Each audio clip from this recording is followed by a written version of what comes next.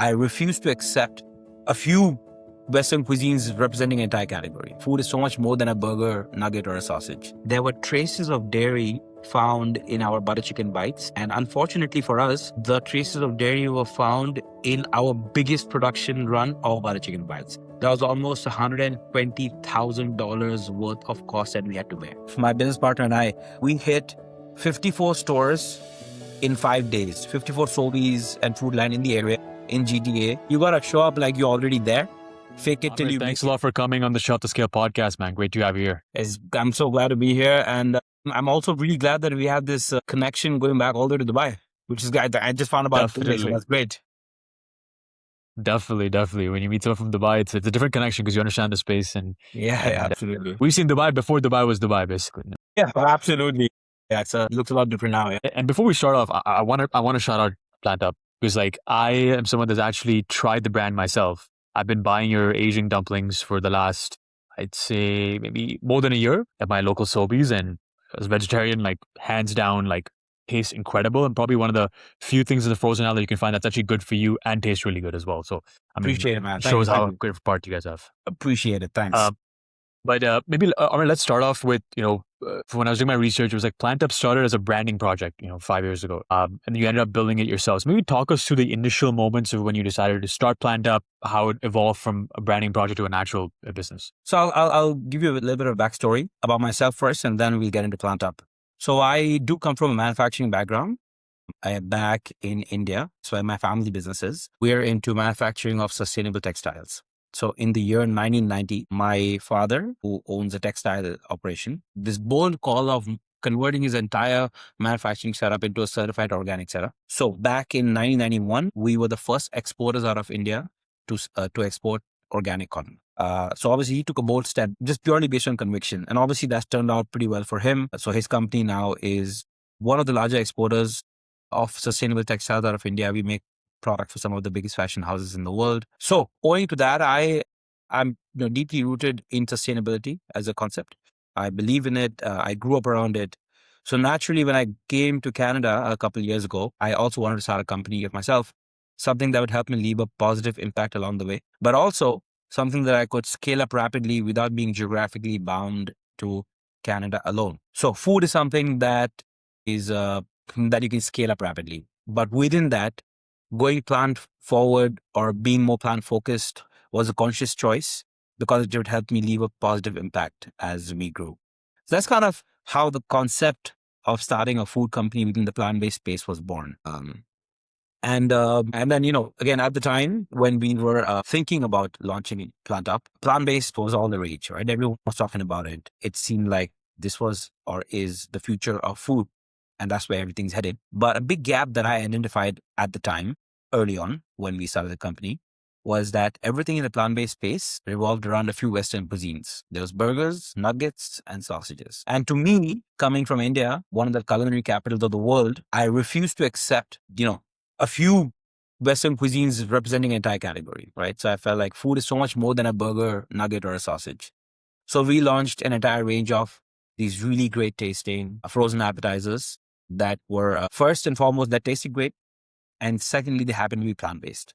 So we launched dumplings, Thai stir fry, butter chicken bites, and shawarma bites, and that was our foray, or that was our entry into the CPG market in Canada. And I guess that's starting when you were kind of thinking through what were the gaps. This was a great gap because in the end, no one's creating plant-based shawarma bites, for example. What was that initial process like? Were you looking to talk to manufacturers? Why did you decide to go to the frozen section as well? Because the frozen section is probably one of the tougher parts to get into when it comes into a grocery store. So maybe walk us through the first 6 months of planning and kind of executing on that vision per se. Yeah, sure. So I don't come from a food background myself. I do understand manufacturing. I do understand operations, but I don't come from a food background. And I certainly didn't know anything about plant-based meat at the time. So what I did was I started reaching out to people in the industry. Again, when you move to a new country as an immigrant, you don't generally have a solid base to rely on. You don't have a friend network or an industry network. Started reaching out to people on LinkedIn, started reaching out to a couple of the bigger companies that were supplying plant-based meat, in the raw form. And one of the companies decided to take a bet on us early on, and they put me in touch with their chief growth officer. who now happens to sit on my board. We have a great relationship now. And he was quite instrumental at guiding us and kind of explaining to us what plant-based meat is, how it can be used, what can be do with it. And this company had a really extensive food team of food scientists. So when I explained my vision to them that, hey, this is what I would like to do with your raw products. So I would be taking the raw product from you, but the end goal is to convert it into a great tasting frozen appetizer. Help me get there. And again, because I don't have a background in food, they were quite instrumental in converting that raw product into a benchtop trial product. We obviously had many iterations. And also, all this was happening during COVID. Again, travel was restricted. This company was based in US. I flew in like 4 or 5 times to meet them, try out these products, and everything was happening virtually. So yeah, it was a pretty exciting time at that time. But the one good thing we did as a company was I had a partner back then, and he comes from food background. So we consciously got him on board because he would then fill that void that we have from a technical standpoint, right? So while I might have the grit, the perseverance, and some capital to start a company, you still need technical people on board. So he was that technical person that we got on board as our first employee. Yeah, definitely, definitely. That's really inspiring because the thing in the end is that when you're a new immigrant, for example, as you mentioned, you don't have that network that, let's say, someone that's lived here for their entire life does. But just putting yourself out there, and when you put yourself out there, you never know who through and through you end up meeting, like you did, and that's led to where you are right now, for example. So yeah, LinkedIn is such a good resource, and again, it's out there. Like all these tools are available to everyone. Now it's a matter of who makes the most of it, right? Definitely. And so then when you initially launched, I guess, what was the conversation like with the first few stores? Was it directly to stores, or was it through like direct to consumer? Or? So because our first entry into the market was with frozen appetizers, there was no D2C player there. We had to rely on distributors. So this is a pretty interesting story as well. When we were just getting started, we approached a bunch of distributors in the market. And most of them said, oh, you're too young. I mean, it's a great concept, but you don't have any proof of concept. So maybe start off with the smaller distributors first, more local distributors that deal with the GTA. And then we'll talk about, Ontario wide, and then we'll talk about national. Obviously, we had some bigger plans than that, right? We didn't want to be restricted with that. So what we did was, this is something for anyone who's starting out there. You need to just show up to where the big boys are, right? The big players are, I mean.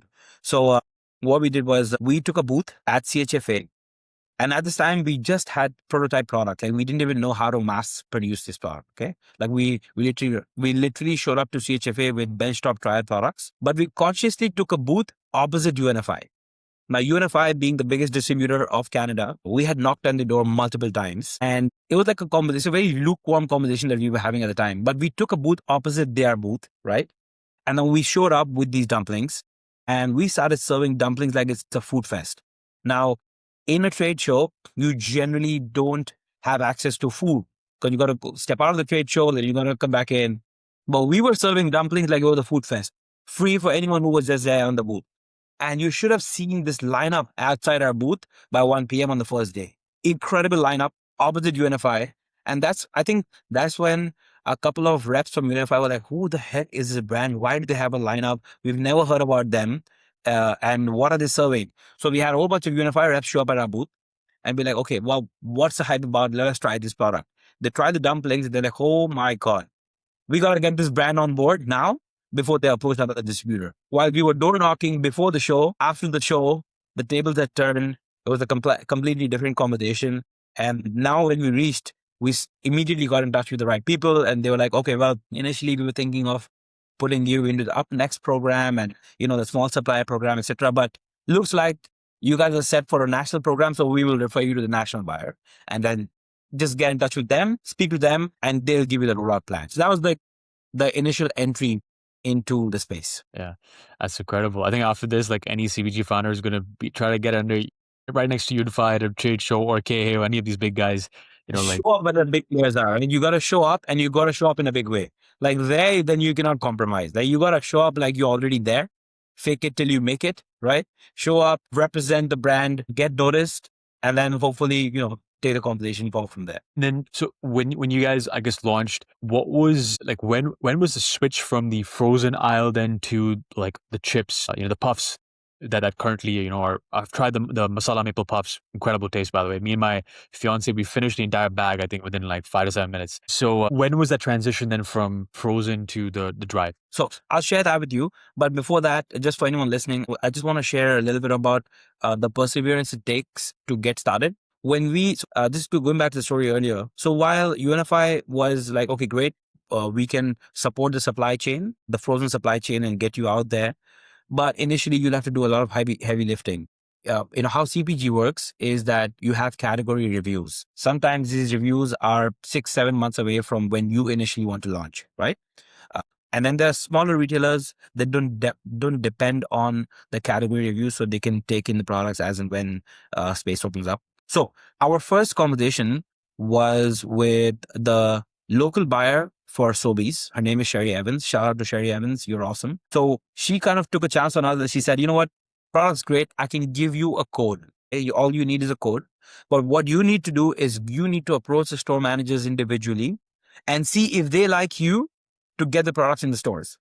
So while the category reviews were a couple months away, we were like, well, we can't wait that long. Now the clock's ticking. Like, we have operational expenses now, and we want to start getting into the market now.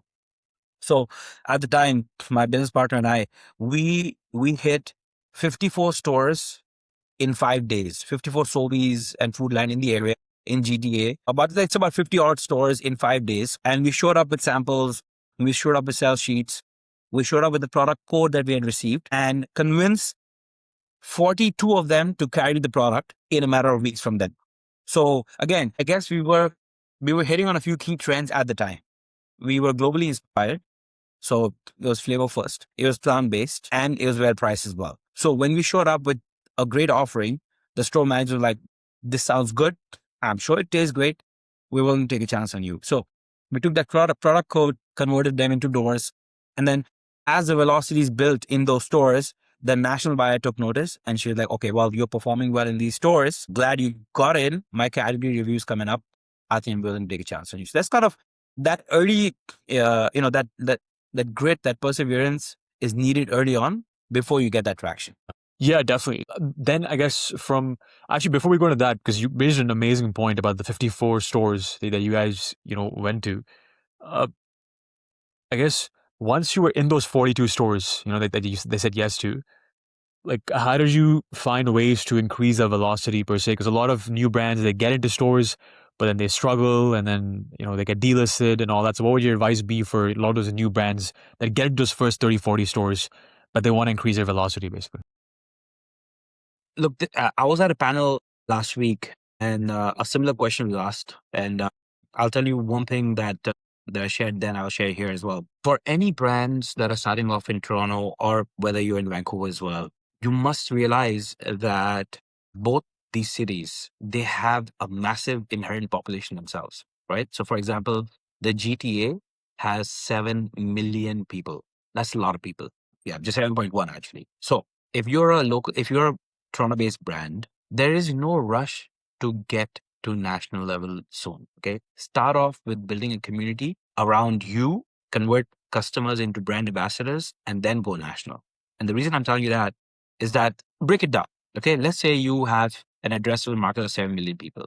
You come up with the product. All you need to do is convince or at least get in front of 10% of that population. That's almost 700,000 people, right? If you just convert 1% of that 7 million, that is still 70,000 people, 1%, 70,000 people who you can address your product with.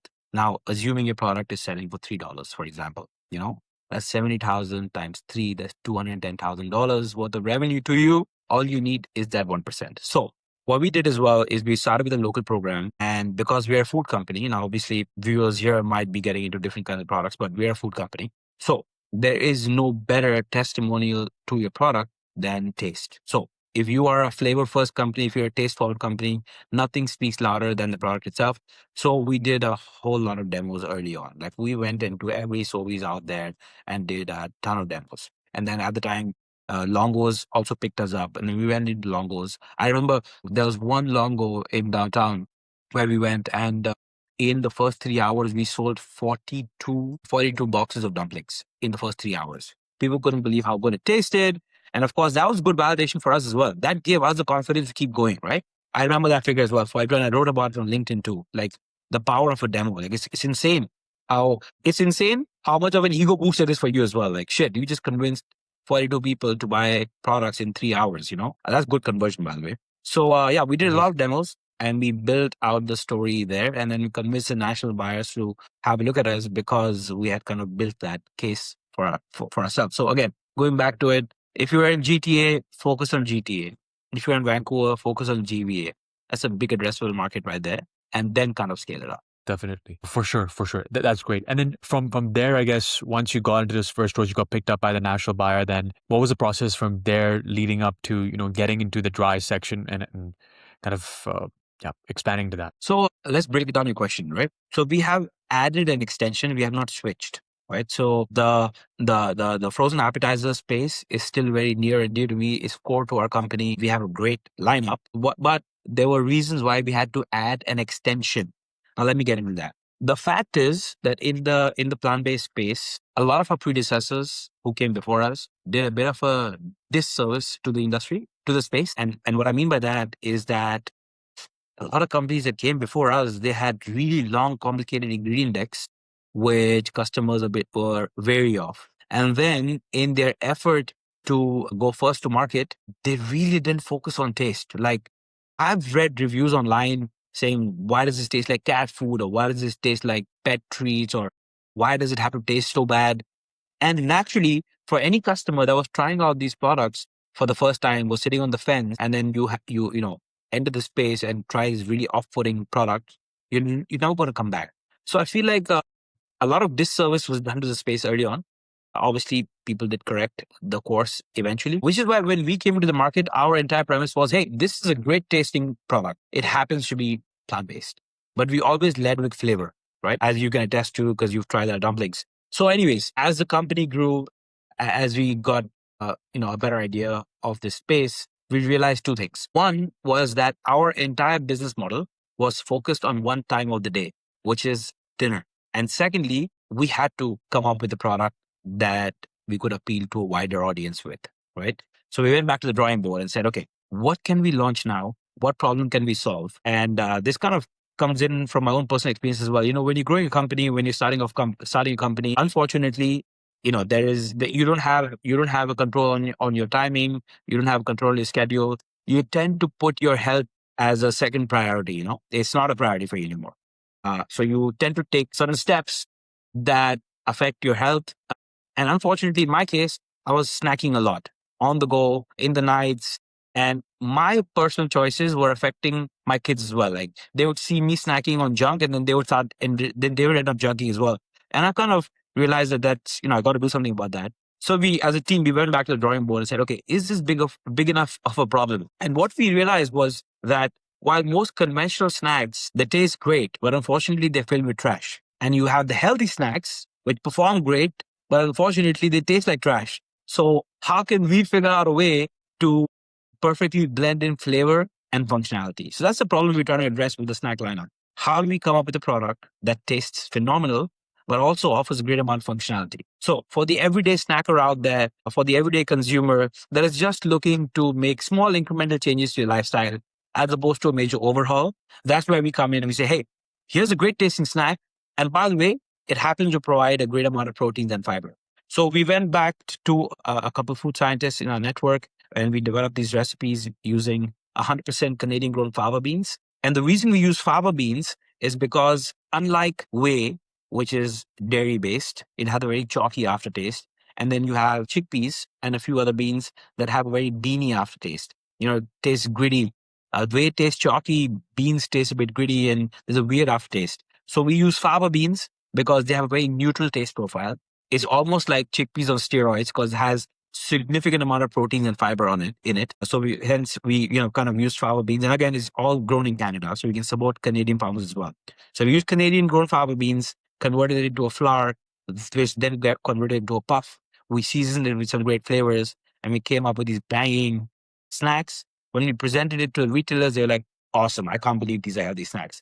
I think one of the best testimonials we got was one of the retail buyers said, I can't believe that this is a healthy snack. It doesn't taste healthy is what he said, which is great. That's great. exactly what we're going for. And now we have the snack lineup, which is in about 1,200 stores across the nation. And we're also looking at a significant expansion into the US very soon. That's incredible. That's incredible. And was it just because with fava beans, like, have you seen, is there a lot of products that are out there in the space with fava beans, or were you guys one of the first ones to kind of launch like a finished product with it per se? There aren't a lot of products, honestly, and I'm glad that not a lot of companies are focusing on fava beans yet. We are one of the first few in Canada to harness the power of fava beans. There are a couple of other companies that are doing a great job as well. The fact is, fava beans is a regenerative crop, so it's a crop that's planted between two main crop cycles. So it's better for the environment, better for the soil. Yeah, again, it's grown in Canada. We have a great relationship with the farmers that grow it and the companies that then convert it into flour. So yeah, not a lot of companies are focusing on it. I'm sure it's going to take main stage very soon, but we are definitely one of the first few companies to kind of foray into this and harness the power of fava beans. Definitely. And now that you're in the snack aisle, what are some of the, I guess, differences in running, a brand within the snack aisle compared to frozen aisle that's really surprised you, per se? So a couple things, right? Frozen category is great, but there are certain logistical challenges that will come up in the summers, especially. So there was last year, for example, a pretty big shipment thought out, right? And stores started receiving our products that were all clumped up together. So we had to then run to every store in the GTA and replace those products with a fresh batch. And again, no fault of our own. Like when we shipped this, it was perfectly fine. We generally put in thermometers in the cases as well sometimes, just to kind of track the temperature. And it was perfectly fine. It got to the warehouse of our distributors, that was fine as well. And somewhere down the supply chain, maybe it was shipped wrong, or maybe the store that was receiving it kept it out for too long and they thawed out. And then, it was a challenge. And customers were writing to us and they were pretty pissed off with the experience. Again, no fault of our own, but we had to take corrective action. So we visited stores, we replaced cases for free, a big dent on us. But again, at the end of the day, you gotta make sure that the customers don't get the wrong product, right?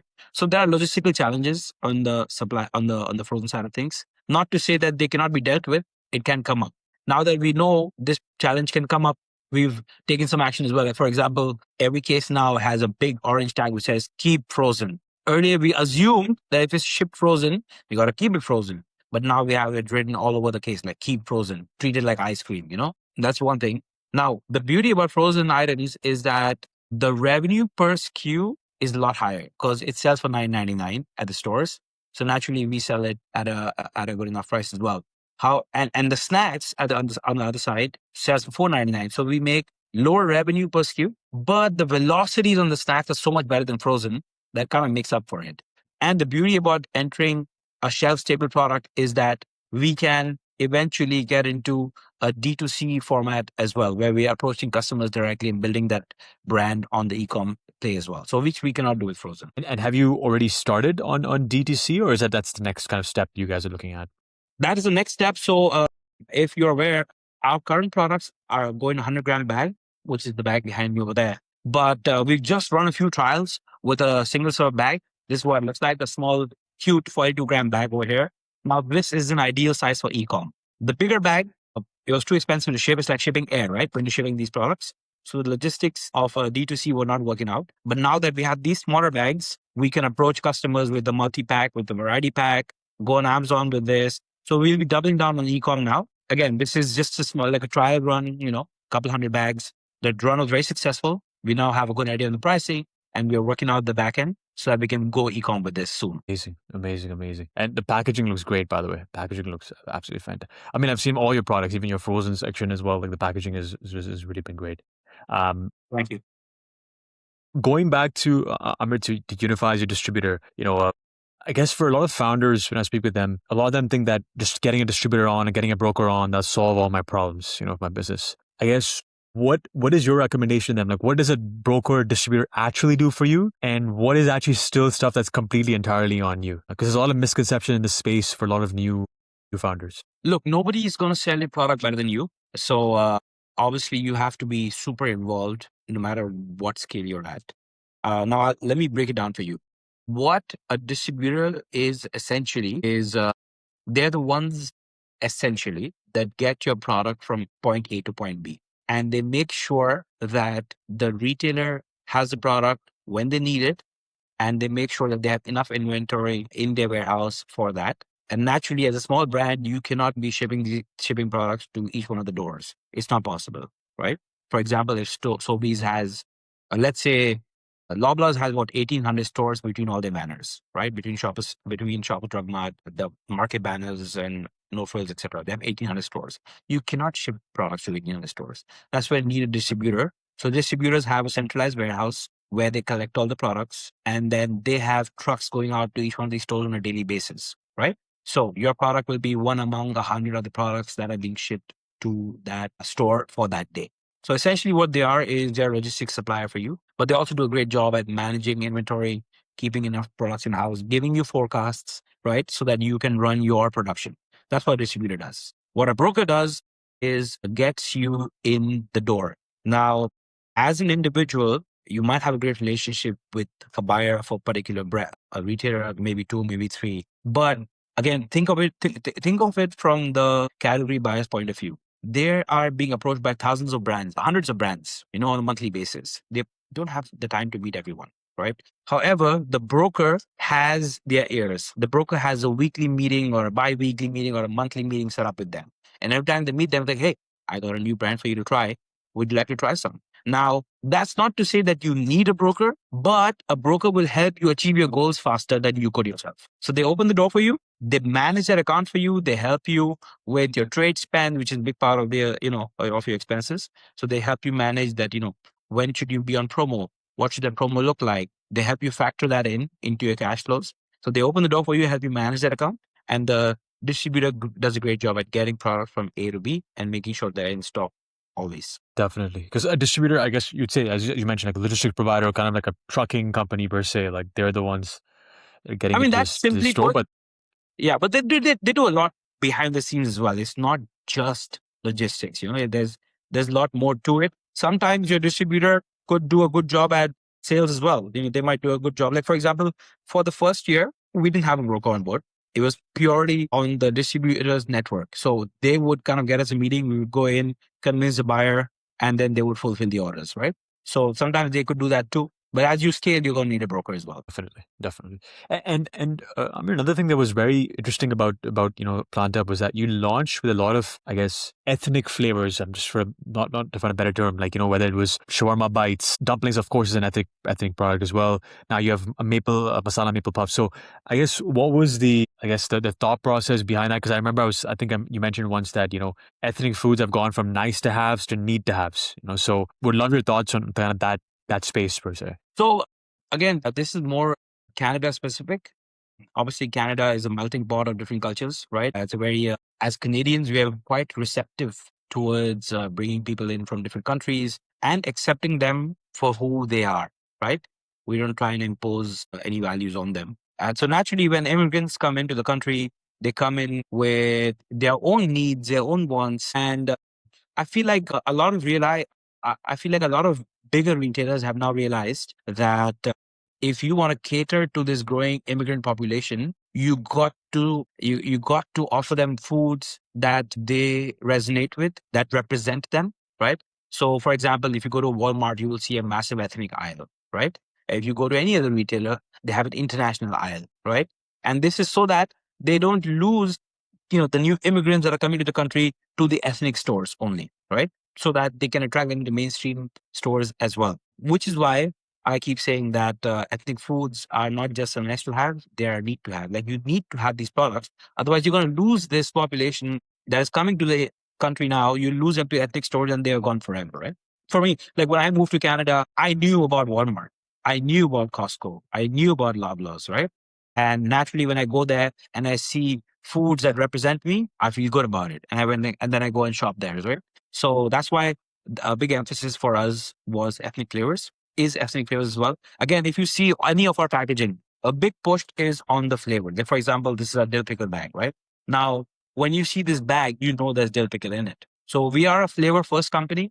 It is in our ethos. The three pillars that PlantUp stands on in priority are flavor, functionality, and everyday affordability. So these three things are in the DNA of our company. which is why and again, we are not shy to try different flavors. We're not shy to kind of get out there with some unique flavors. Sometimes it works, sometimes it doesn't.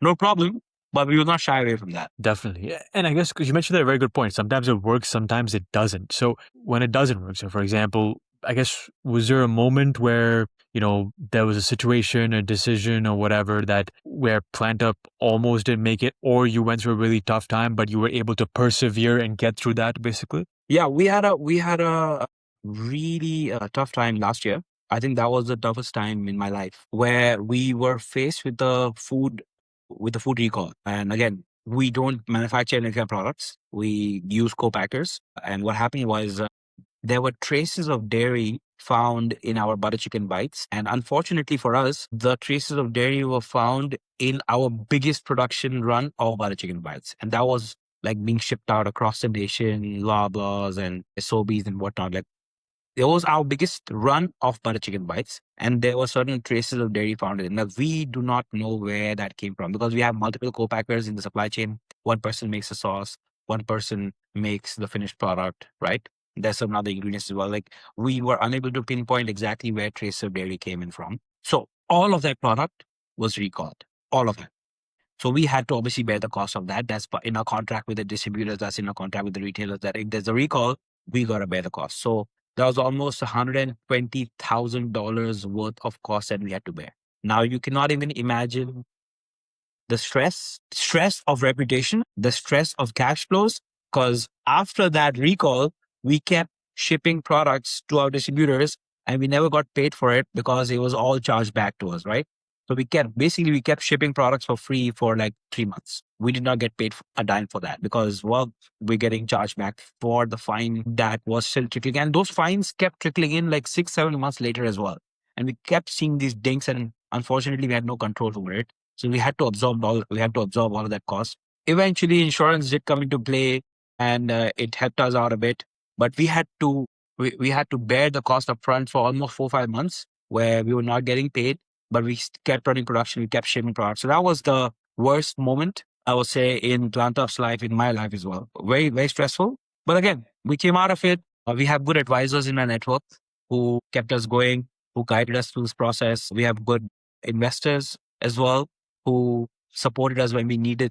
This, we have a good relationship with the co-packers who give us extended credit terms. So again, we survived, but it was tough. It was tough. And in those moments, I guess, when a founder goes something similar, would your advice be to lean on, like, have those advisors around you, not only for those good times, but for those tough times? I guess, yeah, what would your advice be to kind of get through those moments? So, obviously, this is all part of entrepreneurship. There are highs and lows, right? And then that's when people who would really come through for you in the low times, right? Everyone's there cheering you on when things are going well, but the real test comes when things are not.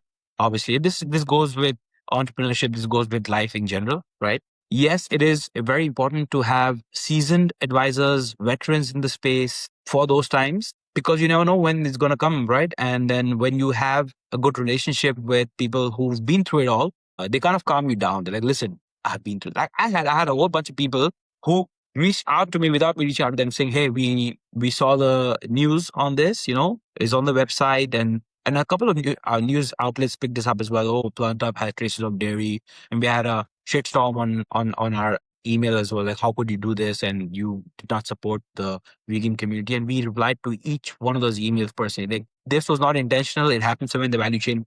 But the good thing is we had a bunch of people who wrote to us saying, hey, I've been through this. There's light at the end of the tunnel. Here's what you should do. Take it head on, address it, reach out. Like some people said, like, just duck the storm, say nothing, avoid any communication. Some of them were like, listen, if you get an email, reply back.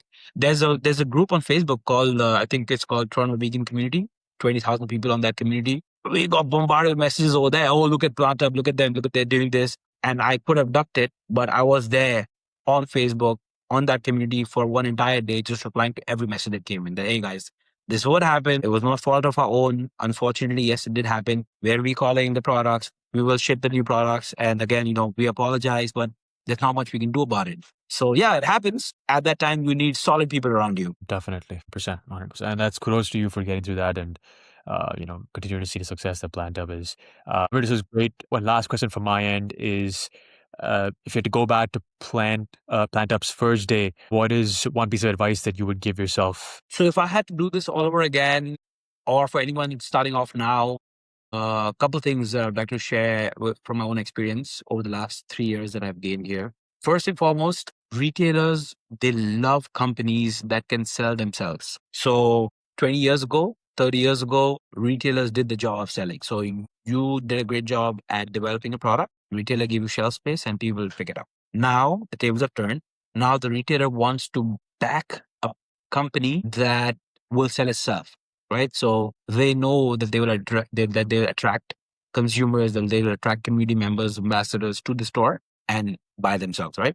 So retailers love doing that. And the best way to do that is to first build a community around your brand and then get into retail. Now, in our case, we started frozen. But if I was to do it all over again, I would start off in a category that I can establish as a D2C play. Start e-com, start with a packaging size that is perfect for shipping online, right?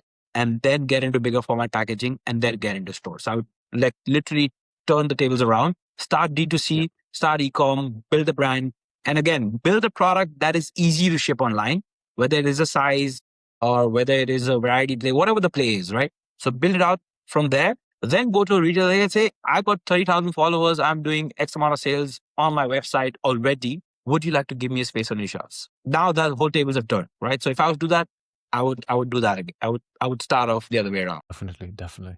That's great. I mean, that's from someone that has gone the other way around, and now you're suggesting to go this way around as well. So that's a really great advice. Aamir, this is amazing. Thank you so much for all the advice throughout this entire journey. I'm sure that a lot of founders are going to benefit from this, and we're going to continue to enjoy your frozen and your snacks as well. And last thing is just tell the audience where they can find PlantUp's products, where they can connect with you as well. Yeah. So our products can be found nationwide in all the major retailers.